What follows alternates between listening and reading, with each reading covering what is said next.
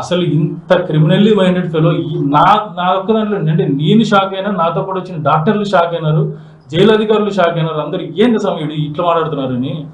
ఇంత చిన్న విషయంలోనే ఇంత వెంటనే వాడు అబద్ధాలు చెప్తా అంటే అప్రూవల్ దాంట్లో ఎంత అబద్ధాలు చెప్తున్నాడో మీ ఊరికే వదిలేస్తున్నా. వాడికి యాంటిసిపేటెడ్ బెయిల్ ఇచ్చి, లేదు నాన్న మేము చెప్పిన స్టోరీ ప్రకారం చెప్పండి, వాళ్ళు 4 పేర్లు చెప్పండి, వాళ్ళ పేర్లు చెప్తేనే చాలు, నీకు యాంటిసిపేటెడ్ బెయిల్ ఇస్తాము, నిన్ను అరెస్ట్ చేయము, నీకు సెక్యూరిటీ ప్రొవైడ్ చేస్తాము, నీకు హీరోగా చూస్తాము, నీకు 10 మంది సెక్యూరిటీ ప్రొవైడ్ చేసేట్టు చూస్తాము, నువ్వు యాడికి పోయినా మేమే చూసుకుంటాం అన్నీ చెప్పి వాడితో అప్రూవల్గా మారిపించి వాడితో స్టేట్మెంట్లు ఇప్పించి, అదే దస్తగిరితో వాడు ఏదో పెద్ద సినిమా హీరో అయినట్టు రోజు మీడియాలో స్టేట్మెంట్లు. ఆయన ఇంకా మీడియా ముందు మాట్లాడేటప్పుడేమో అందరినీ తిడతాడు, చీఫ్ మినిస్టర్ సార్ దగ్గర నుంచి అందరినీ తిడతాడు. సునీత మేడం, రాజశేఖర రెడ్డి సారు వాళ్ళు చాలా మంచులు, చాలా విధేయులు, చాలా గొప్పవాళ్ళు, వాళ్ళు మమ్మల్ని ఏమి అనలేదు, మేము వాళ్ళకి చాలా హెల్ప్ చేస్తూ ఉంటాం. ఈమె కూడా సేమ్ రెసిప్రోకల్.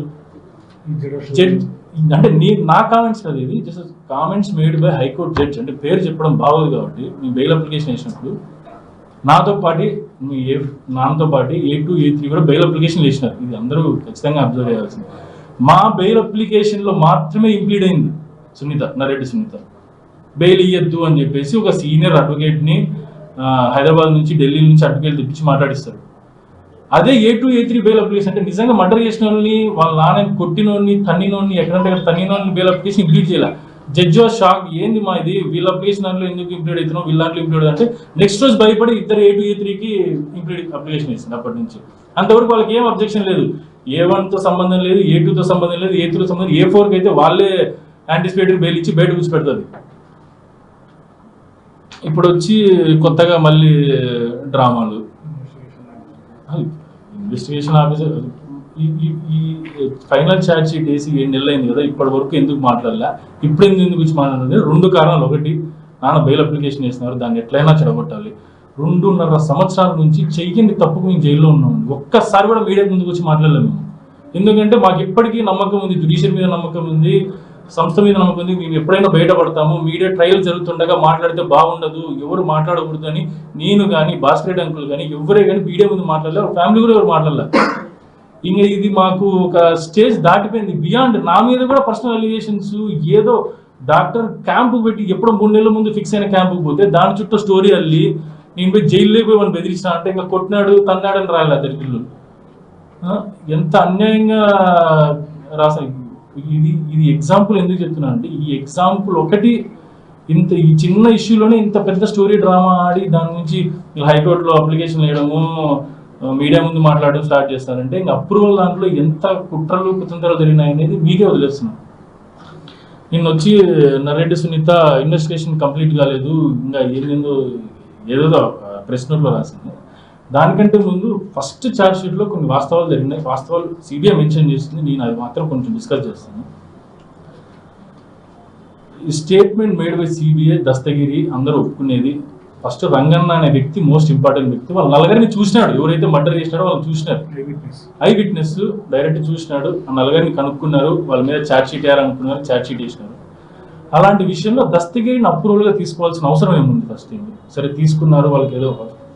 దస్తగిరి ఇచ్చిన స్టేట్మెంట్స్ ఏంటంటే, ఎంటర్ అయినాము, ఇంట్లోకి ఎంటర్ అయినాము, అన్ని విషయాలు అర్థమైంటారు. రాత్రి ఎంటర్ అయినాము, వివేకానంద రెడ్డి గారిని పాపం చాలాసార్లు కొట్టినాము, చాలాసార్లు మనీ గురించి మ్యాటర్ జరిగింది, మనీ ఎక్కడ ఉంది, మనీ గురించే డిస్కషన్స్ జరిగినాయి. ఆ తర్వాత ఏమైంది, అతన్ని చంపిన తర్వాత, వివేకానంద రెడ్డిని చంపిన తర్వాత బాత్రూంలో పడేసిన తర్వాత ఒక అర్ధగంట సేపు డాక్యుమెంట్స్ కోసం వెతికినాము.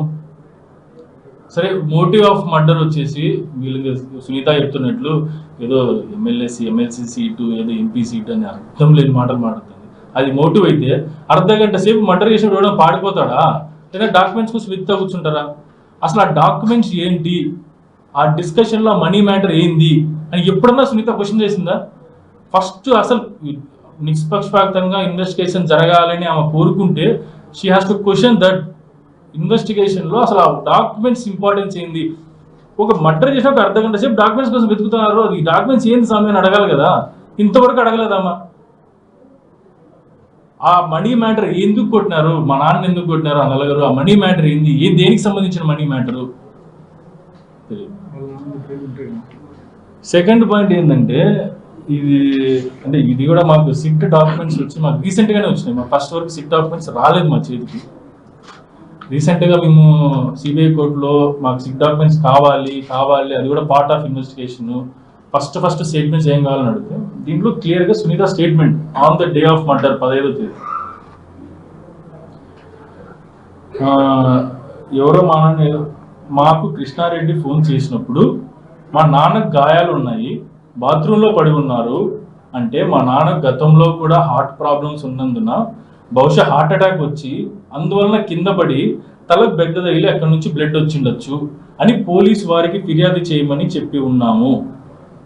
ఇది స్టేట్మెంట్, సునీత స్టేట్మెంట్, మీకు కాంటే కాపీ ఇస్తాను.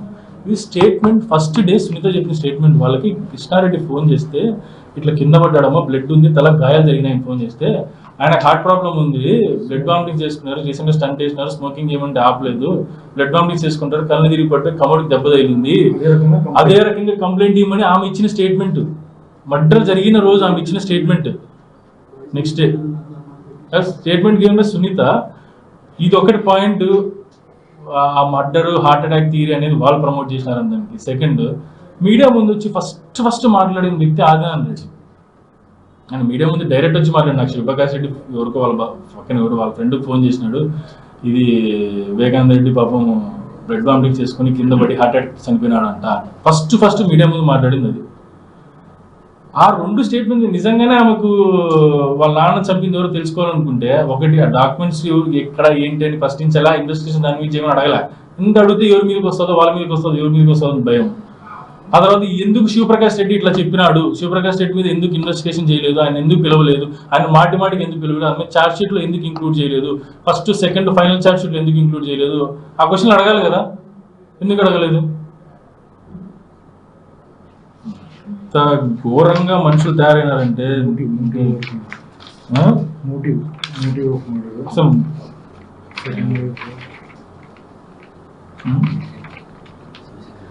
నెక్స్ట్ ఒకటి. ఆ తర్వాత ఇంకా ఆమె నిన్న చాలా ఘోరమైన అలిగేషన్స్ చేసింది. ఘోరం అంటే అసలు దాన్ని ఏమన్నా కూడా అర్థం కాదు. ఒకటి, అవినాష్ రెడ్డి రాత్రంతా వాట్సాప్లో యాక్టివ్గా ఉన్నారు. ఏంది అసలు వాట్సాప్ యాక్టివ్ అంటే ఏంది? ఎవడో మెసేజ్ రాత్రి పంపించినా కూడా వాట్సాప్ యాక్టివ్లో ఉంటుంది. Is an MP, Kadapa MP అంటే నార్మల్ ఎంపీలా కాదు. ఆయనకు 100 గ్రూపులు ఉంటాయి, 100 మంది ఉంటారు. రాత్రి 11 వరకు మెసేజ్ పంపిస్తుంటారు, 2 వరకు మెసేజ్ పంపిస్తుంటారు, పొద్దున 3 గంటల నుంచి నాకు కూడా మెసేజ్ వస్తుంటాయి. ఈ రోజు ఇది అది అని మెసేజ్ పంపిస్తుంటాయి. 100 గ్రూపుల్లో 100 మెసేజ్ వచ్చిన ప్రతిసారి వాట్సాప్లో యాక్టివ్ ఉన్నాడు. ఆయన మర్డర్ చేసినాడు, రాత్రంతా యాక్టివ్ ఉన్నాడు. ఆ రోజు రాత్రి ఎందుకు చూస్తున్నారు? రాత్రి 10 రోజుల ముందు కంటిన్యూస్గా చూడండి, 10 రోజుల ముందు యాక్టివ్ ఉన్నాడు లేదా, 1 నెల ముందు యాక్టివ్ ఉన్నాడు. ఎలక్షన్ టైంలో మెసేజ్ రాక ఏమో